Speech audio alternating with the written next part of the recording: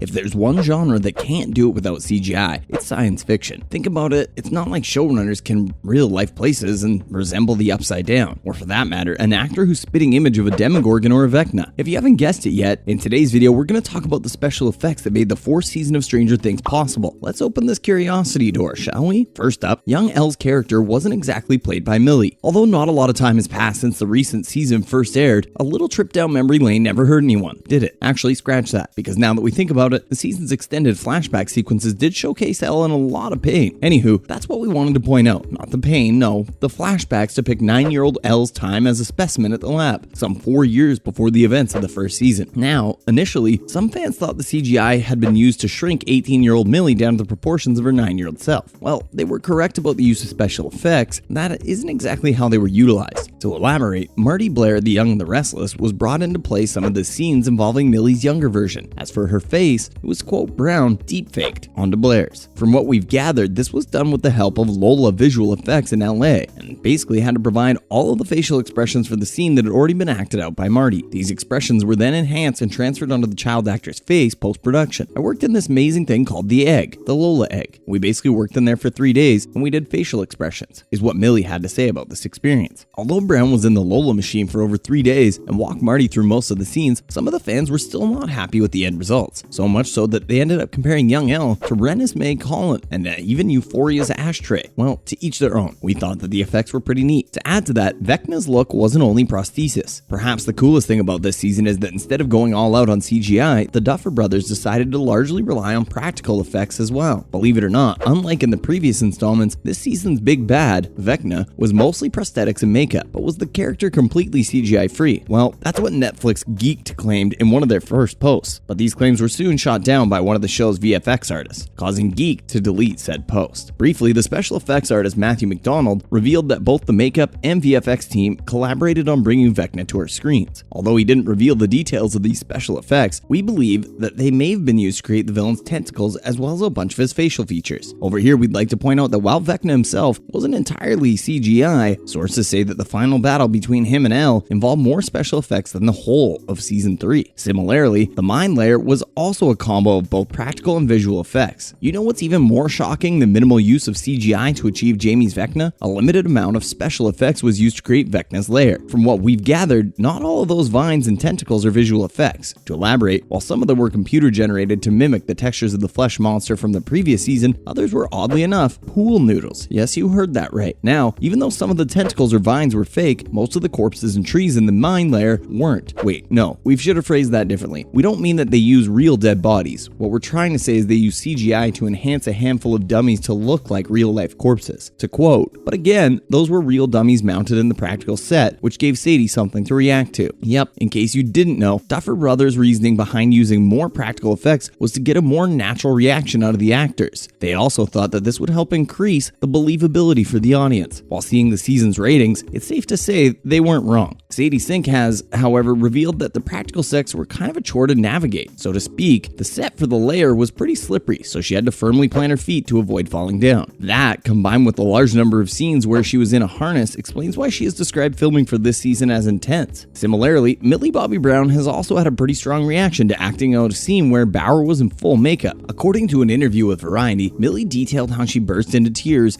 and refused to look at him, only calming down after she found out that it was him under all those layers. Not just that, Jamie's transformation also managed to frighten a child actor on the set. This also shows that the makeup artist's 6 hours worth of hard work in the Duffer Brothers' vision for this season really paid off, and they really took going big or going home to another level. Also, the Demogorgon is a man in a green suit. We don't know about you, but one of our favorite episodes this season was episode 9, mainly because of Murray's flamethrower scene. Now, it doesn't take a genius to guess that quite a lot of visual effects went into it, and this was confirmed by a BTS that was recently posted to the show's Twitter. This BTS features a man in a green suit standing in, or rather laying down, for the Demogorgon. Take a look at it. It doesn't appear as menacing this way, does it? In another clip without the CGI, the green suit also had an antenna on it, making it seem like, excuse the weird comparison, a bipedal anglerfish. If our memory serves us right, it was for the scene where the Demogorgon attacks the prisoners. Anywho, besides the little green man, there was another detail in the side-by-side BTS of the flamethrower scene as well. To elaborate, it showed Murray, played by Brett Gelman, wielding what appears to be a real flamethrower. Now, as you can see, the flames weren't as crazy as they appeared in the show, and that, ladies and gentlemen, is the magic of CGI. Then, Jason's not-so-sad demise. Admit it, it. With how intense everything else was, most of us didn't even notice that Jason Carver had been melted in half. But despite his relatively quick death, a lot of work was put into making that scene happen. To begin with, and according to the show's special effects supervisor, Justin Mitchell, they had to create a digital representation of Jason. This representation was then animated to mimic what Mason Dye, the actor that plays Carver, was doing on set. From what we've understood, each layer of the character, including the fabric, had a different simulation. So in order to melt him, they must have altered these simulations. That too, in collaboration with special effects that were meant to create the rifts, because if you've forgotten, the rift was kind of melting through him. Now, the problem is that, unlike animated characters, real humans have skeletons and organs. If you look closely at the scene, you'll notice that the VFX artists were able to work this detail in as well. Sheesh, to think that they did all of this for a death with mere seconds of screen time, and that too for a character who was the farthest thing from a fan favorite. Finally, the cracking bones effects and Elle's nosebleeds. If there's one thing from season 4 that kept us awake at night, it's Vecna's modus operandi. And we don't know about you, but even thinking about those bone cracking scenes makes our stomach turn. Now, while the sound crew has detailed that they used a range of vegetables like cabbage and carrots to record the bone cracking sound, the VFX team has been pretty tight-lipped about things. But we did some research of our own and have concluded that they may have edited those scenes using software like Adobe After Effects. With the help of a few hand shots, one open and one slightly bent to resemble a broken hand, this effect is pretty easy to create. Another thing that has been proven but is speculated is that most of Elle's nosebleeds in season 4 were computer generated as opposed to being colored corn syrup. The reason, understandably, is that while Millie had been doing them manually most of the time, they weren't always accurate. So in order to save time on retakes, they must have added them via VFX post-production. And that's a wrap for this video. So what do you think? Did the lack of CGI affect the show's quality? If yes, in what ways? If no, then what about those ways? Let us know in the comments down below. Make sure to give this video a thumbs up and subscribe to our channel for more videos like this. Thanks for watching, and I'll see you in the next one.